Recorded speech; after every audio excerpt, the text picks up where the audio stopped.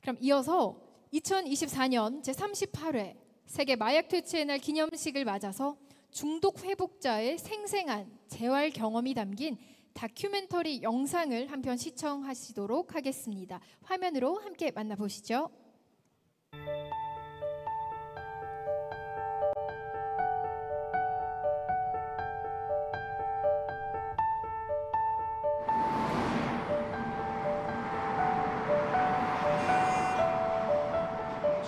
환자들을 위한 다양한 교육과 프로그램이 진행되는 함께 한걸음 센터. 한보식 씨는 재활 환자들을 위한 교육을 매주 진행하고 있습니다. 수치심과 죄책감을 제거하는 방법 중에 긍정적으로 내 책임을 해라고 그러잖아요. 항시 나는 할 수 있어. 이제 나는 내가 못할 게 없어. 사실 그도 과거엔 이들과 같은 처지였을 때가 있었습니다. 크게 웃으면서 우리가 농담을 할 수 있어요. 필로폰을 처음 접했던 거는 고등학교 3학년 때고요. 그 전부터 고등학교 1학년 때부터 뭐 대마초나 그때 당시에 유행했던 뭐 약국에서 파는 약들이죠. 너미날이나 아티반 같은 약물들을 쭉 해왔습니다. 해오다가 고등학교 3학년 때 이제 이 친구가 갖고 온 이 히로뽕을 처음 하게 되면서 그때부터 이 히로뽕이라는 약의 중독이 급속도로 됐던 것 같아요. 친구들하고 어울리기 위해서 시작했던 약물이 내 인생을 이렇게 바꿀 줄은 꿈에도 생각 못 하고 했던 거죠. 내 인생이 망가지는 게 느낌이 와요. 오는데 그때는 이미 늦었더라고요. 왜냐하면 처음에는 약이 좋아서 하는데 나중에는 약이 좋아서 하는 거 아닙니다. 너무 힘드니까 약을 하는 거거든요.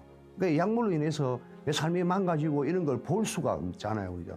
그걸 자꾸 회피하기 위해서 약물을 더 하게 되고, 그러니까 외로움, 우울, 불안, 초조 막 이런 감정들이 더 자주 나타나는 거예요. 약 기운 떨어지면 이게 나타나죠. 또 그렇고 계속 진행되더라고요.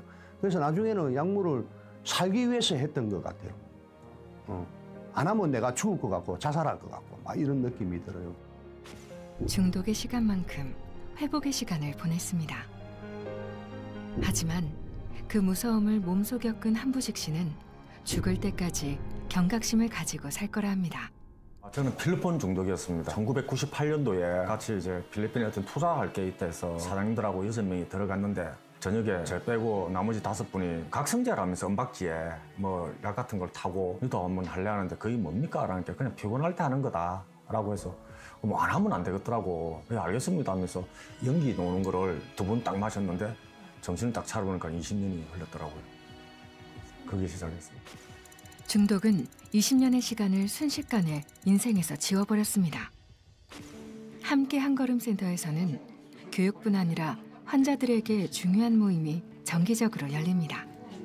재활한 지 오래된 사람부터 이제 막 시작한 사람까지 다양한 환자들이 공감과 용기를 주고받는 자조 모임입니다.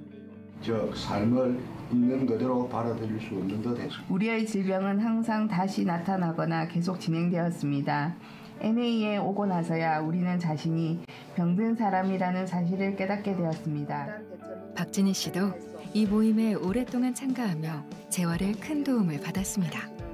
감옥에 가야 했으며 보통 약물 중독이라고 하면은 뭐 대마초, 필로폰, 뭐 코카인, 엑스터시, 뭐 케타민 이런 종류로만 많은 사람들이 알고 있는데 저는 향정신성 의약품인 수면제 계열에 중독이 되어서 지금 현재 만 3년차 단약을 하고 회복으로 가고 있습니다. 사실 수면제는 약물 중독이라는 생각을 잘 안 했어요. 내가 뭐 문제가 있구나. 그렇지만 내가 지금 마약을 한 거는 아니잖아 이렇게 생각을 했거든요.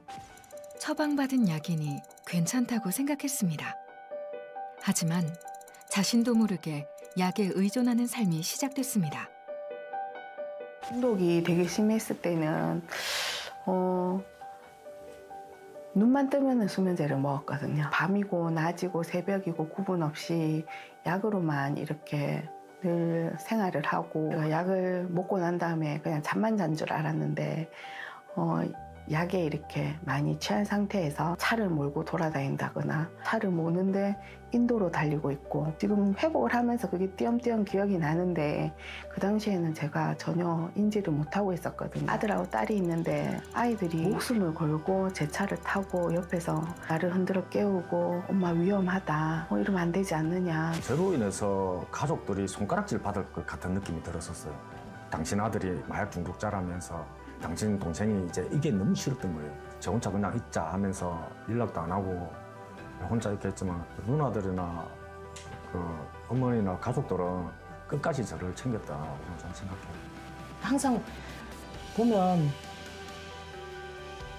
그냥 안쓰러웠어요. 내라는 사람도 없으면 자기 혼자서 뭘 어떻게 살아갈까 싶은 생각이 많이 들더라고요. 혼자서 침대 모퉁이에 앉아서 울었던 시간들이 너무 많았던 사람이기 때문에 저라는 사람이라도 있어줘야 되겠다는 그런 생각이 첫 번째로 컸죠.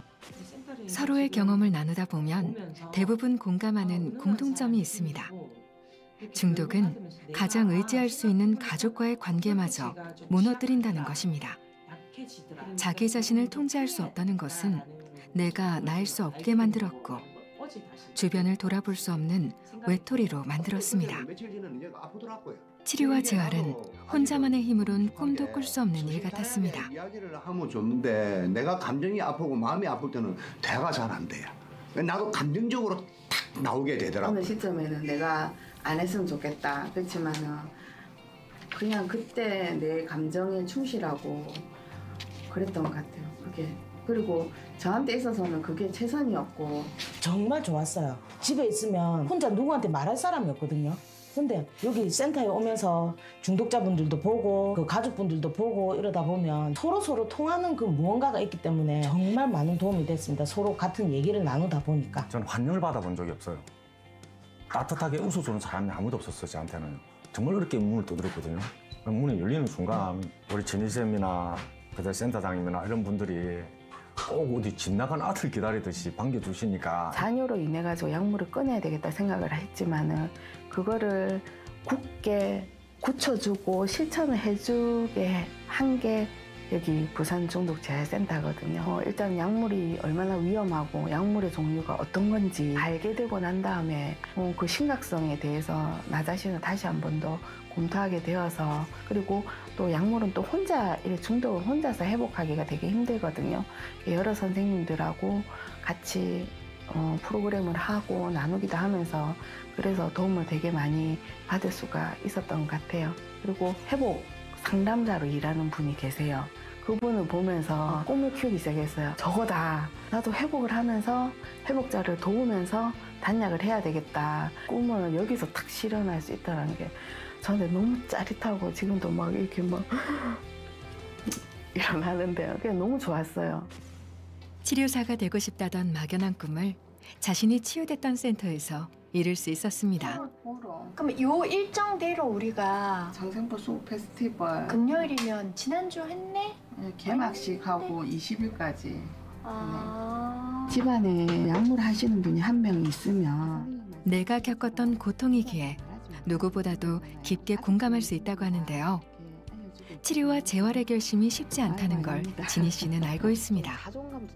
그래서 그 용기에 보답하고자 매 순간 진심을 다해 상담합니다. 내가 이 자존 모임이라든지 NA 자존 모임이라든지 갔을 때 조인찬 씨도 함께 한걸음 센터 모임과 상담을 통해 조금씩 마음을 열며 지금은 새로운 삶을 얻었습니다.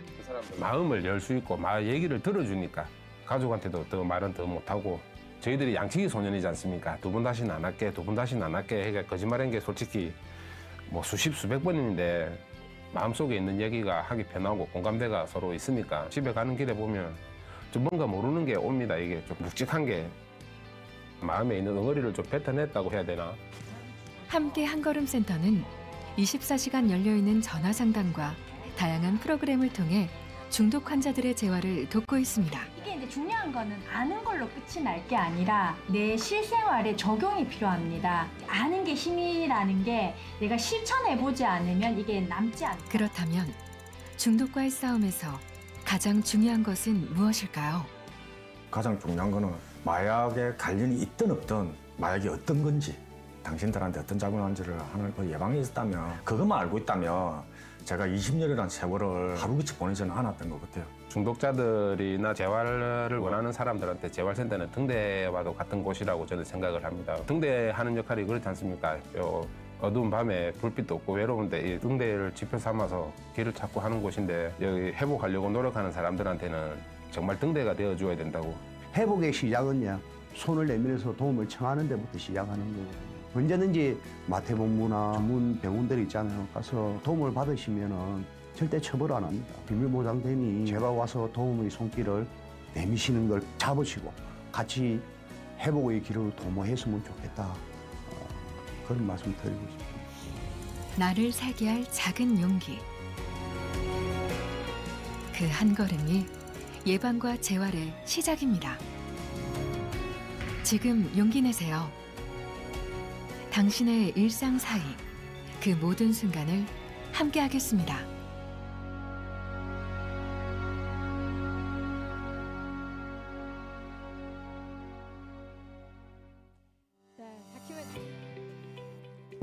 네, 다큐멘터리 영상 함께 시청하고 오셨습니다. 여러분 어떻게 보셨나요? 실제로 중독 회복자들의 재활 경험을 저희가 함께 들으면서 참 많은 교훈과 또 메시지를 저희에게 주는 것 같습니다. 사실 우리 행사의 또 슬로건이 용기 한 걸음이지 않습니까? 이 용기가 주는 힘은 굉장히 크고 또 대단하고 위대합니다. 이 용기를 내는 것도 매우 중요하지만 또 필요한 순간에 손을 내밀어주는 또 그 용기도 굉장히 중요하죠. 손을 내밀어주는 식품의약품안전처에 다시 한번 깊은 감사를 드립니다.